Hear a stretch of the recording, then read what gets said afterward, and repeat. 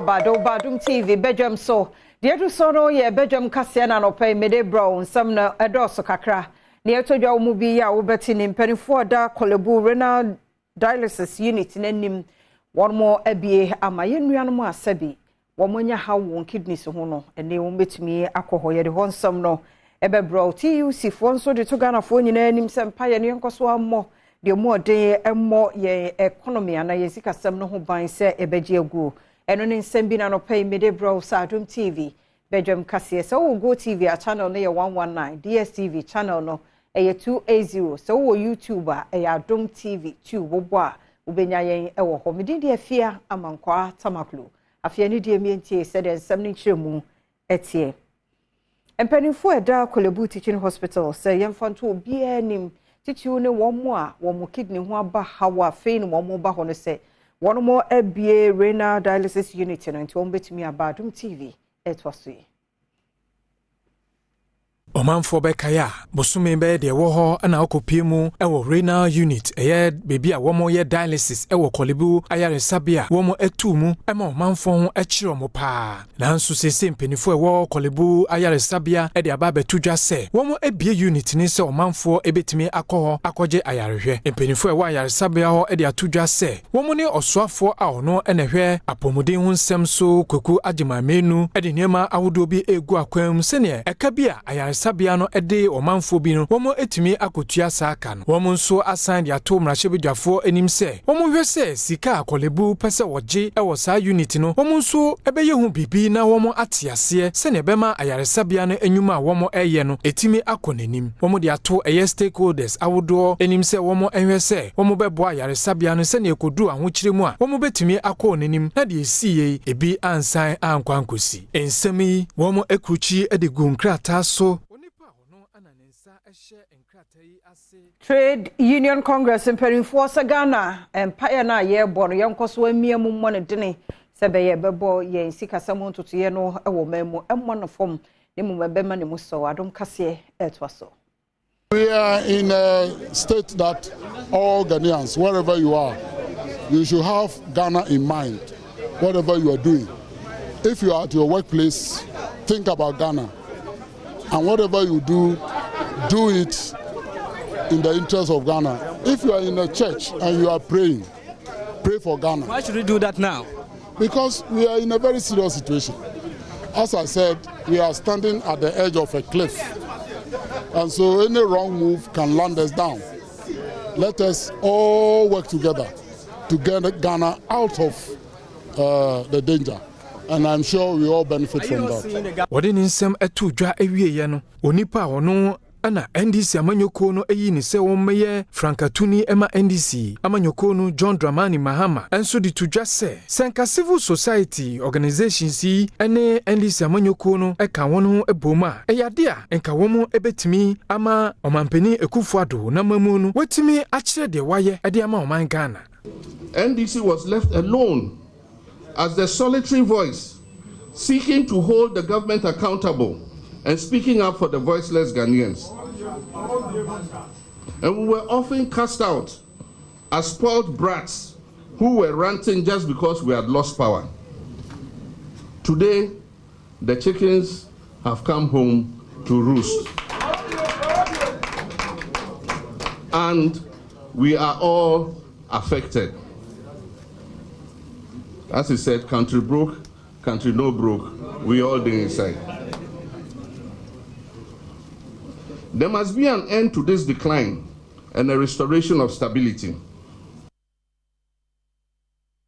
Aye enhyiamudie bi ebu akonta de akire Ghana for to ahodo no a won mo gye ye de om de ye na fe kwan a won mo fa so nso hawe wo ho nso won mo behwe sia no ekwan administrator da get fund no Dr. Richard Ampofo Buadu ene din semi tudwa wo chirem senhye foforo kra wo ho ene wo de to na kwan so e wo scholarship nsama oyimo afibia no esese eba ne eba be kire sen na sikana aban de ma ye no sen na ye nso yetimi enyuma yetimi di aye se efa bibi se scholarship a sen na ye obi krampo no ebetimi enya scholarship no aje se ye free bibi a online no agye so nipa ko no ekɔ hɔ no apply Osoafo a ono enehwe adesua ho nsɛm so Dr. Yao ɔsɛe edutwum enso ede tudwa sɛ wɔn yɛ de ɔmbɛyɛ bia na ɔmaboa ama adesua ho nsɛm etumpɔn manfo timemfo nso ɔmbɛka ɔmadwen na ɔmo nkyerɛ sɛ adwuma a ɔmayɛ ne so ɔmani anan nso ɔmani yɛdi nkan akasa yɛbɔ ɔmaba so ɛwɔ adwuma pa ɔmayɛ saa bre ɛyɛ bra nnwuma kuro bebrebe enso bɛkasa akyerɛ sɛ get farm adwuma so yɛ ni ana enso yɛ ni yɛwɔ nhyia foforo bi a ɛpɛsɛ esusu ho de kyerɛ mo momfa nkɔyɛ adwuma na momwan ɛma ɔman school adan bebrebe a baabi wɔ hɔ a ɛnkɔ yie no ɛmɛkɔ yie man sɛ dem di ka kan get fund ɛna yɛ adwuma ko ɔman sika kɛseɛ paa a yɛde esi school adan akana watchi mienu na anida kwan omaimo fotoseni kendo foriata de 2024 yesika samu tutuye na obeto mrashebejafie enim na fe Ghana yesi ahudie kro na numu no NDC mrashebejafo sade wode beba no woma ehunu bibia eka fala General Hospital hudie ne enka ho mema won makra odododio mrashebejani ni Lante Vanderpool de semni etuja Now, papa, your hospital no obatampa your hospital now. Now, papa, baby, over my office for constituency one hospital. Yes, ne home. Inti omodadwin eji abamba kemiwa akeshi sani my view hospital baby people am here pa no akewe municipal assembly omo refi say your municipal assembly say omo kɔ hɔ ekobisa sensensemi nanso omo ba me na maye mrahye Midi member of parliament sanima kame noko ewo nye mela me nye nkwami nmeko hospital me ndan to ho kraye me di akira kosi se me hu se enne ye two foundation Nanu si yepe ena achiame hina bedi akira wodi kan Joseph Osei wuso a wono ena edi chiame wo mrahye edito wo soafo a wo hwe apomuden samso kwaku agema manu anim se baby alla General Hospital ehun senkaye no akwakoduru emrameto mrahye anim osoafo yi ehwere se onsa kasika enche obehye adwuma no ase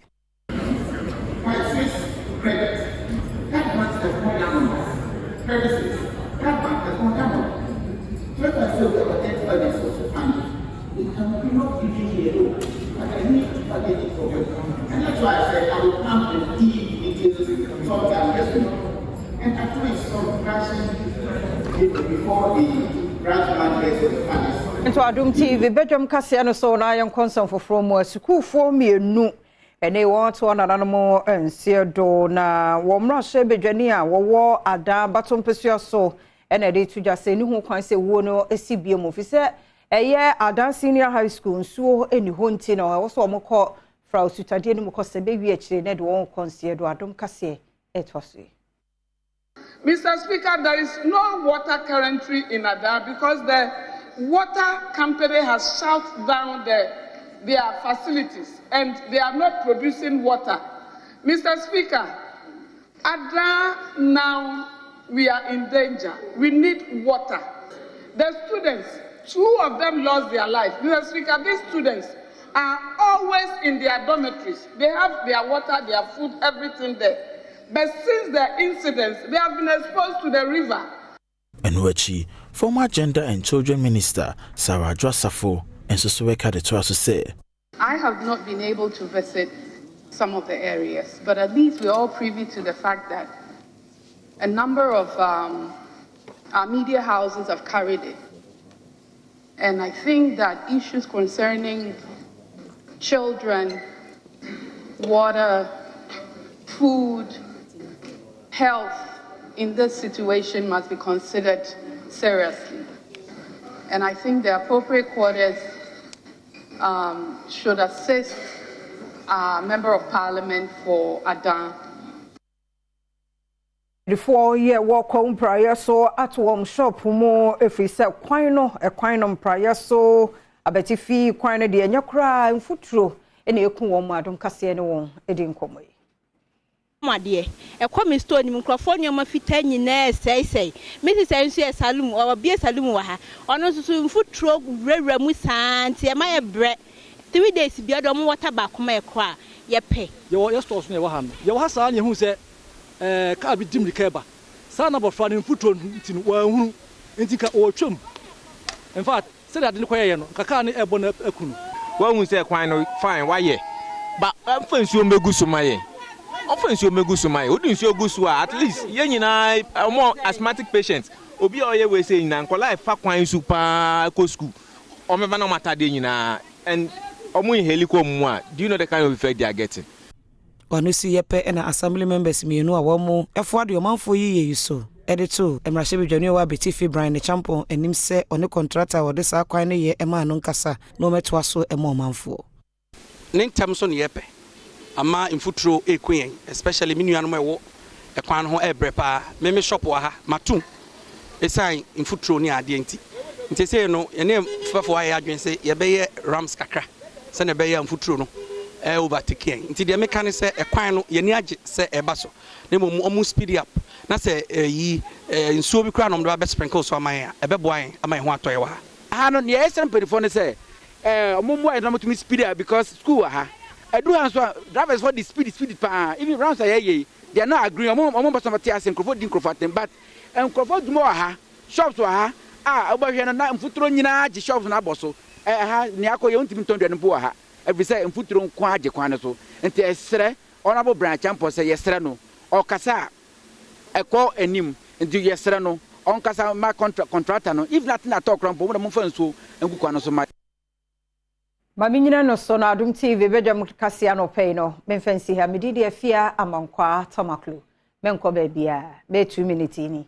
me kwaba do bonkrata no ha online